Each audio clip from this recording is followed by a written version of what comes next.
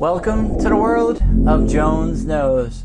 Today I'm going to show you how to do a custom staircase in one weekend. Today on Jones Knows. It's so beautiful, you and me, we meant to be. Hi, my name is Tim, this is Max, and as usual helping me in the videos are my sons Tristan and Hunter. Yes, I'm getting to that. So today I'm taking you out to one of my job sites where we just did a custom staircase in 2.5 days. We spent a total of 12 hours there.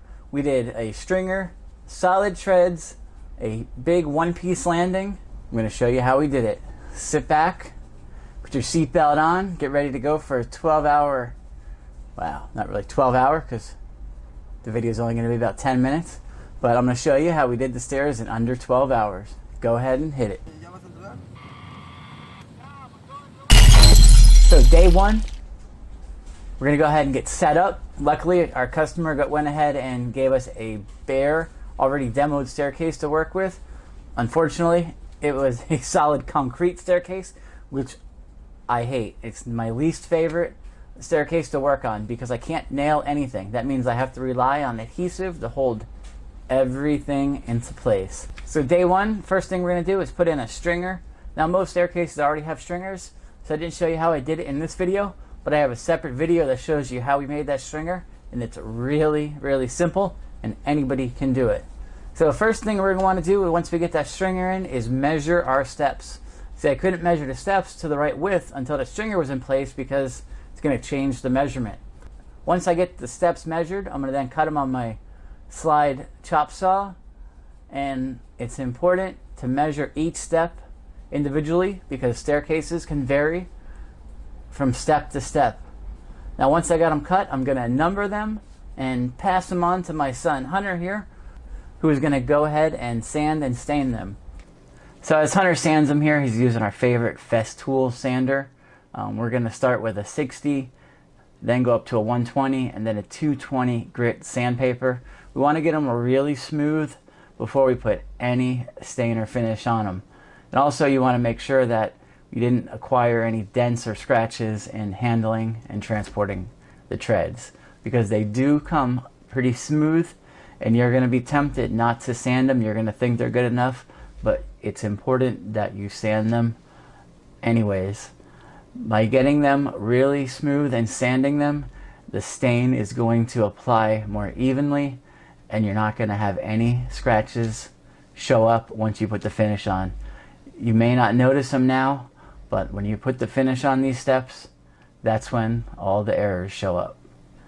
Speaking from experience here, because right now it's hard to tell, but once the finish goes on these steps, it shows everything.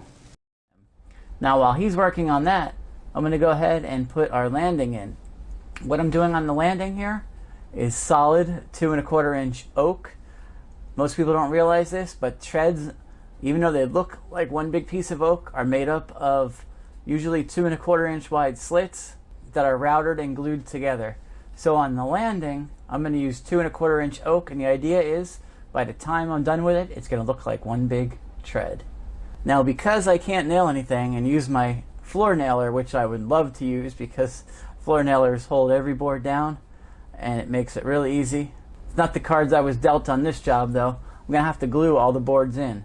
So in order to get these joints really tight, I'm using my floor jack and a strap. Now I'm going to put the link in the description below so you can see exactly what these products are, and if you need to get them, there'll be a link for them. They're really handy, and I don't think I could have done this project without them. So once I got it jacked and wedged up, I'm also going to use some blue tape on it and let it set and dry overnight today. So day one was really productive. We got all the treads cut, sanded, and stained. And then on the landing, we have it cut and glued in place. So that's everything I hope to get done on day one, and then some. So now, let's tune in to day two. So the first thing we're doing today is putting a coat of finish on all of our steps. Now Hunter, as he's doing that, he'll elevate them by putting a little block under the front edge of every tread so that he's able to finish underneath as well as on top. Does the same thing when he stains as well. So while he's doing that, I'm going to go ahead and fill the landing. Now, you want to fill all the joints, cracks, any imperfections. Basically, you're going to fill the whole landing. So Hunter's going to go ahead and sand off all that filler that I put on that landing earlier. I was pretty generous with the filler, so he's probably not thrilled with me right now, but I'd rather be safe than sorry. I like to fill everything. It is a good idea though when you're putting that filler on to wipe off any excess, so your sanding guy doesn't have to work as hard. So once we get that sanded, it's time to install our treads. We're going to be using a PL Premium adhesive today. Remember, it's a concrete staircase, so we can't use any nails. Whenever you're doing a staircase, regardless of what type of flooring you're installing, you always start from the bottom and work your way up. That way your riser covers the back of the step. So this was a spur-of-the-moment job, and I didn't get a chance to pick up my normally used no paint white risers. So we're using a traditional stair riser for this job, which is a solid 3/4 inch pre-primed pine. Say that again, right? It's a pine riser that they make just for stairs. It's really nice, it's thick, it's solid. So it will need to be painted, but just not by us. So once we get done installing them, we're going to then go ahead and put a coat of stain on our landing and put a coat of finish on our treads. I always like to put at least 1 to 2 coats of finish on the treads once they're installed. Only thing that's going to be left now for day 3 is the finish on the landing. So on day 3 here, we only have a couple hours basically just sitting around waiting for finish to dry. I want to put at least 3 coats on, so it's a lot of downtime. So let's go ahead and take a look at the finished job. Here's our staircase, custom solid oak treads with a natural pecan stain. The first half of the staircase has our new stringer. We have our solid landing that we made look like one giant tread. On the landing we put a 5180 profile baseboard, and then of course the whole staircase has white risers. I think it came out amazing. Nothing beats the look of a custom solid tread staircase, but better than that, nothing beats the durability. That's why I call it a lifetime staircase. So I think the staircase came out amazing today. I usually do darker staircases, but I think this one looks really nice. I'd love to hear your opinion. What do you prefer, lighter or darker staircases?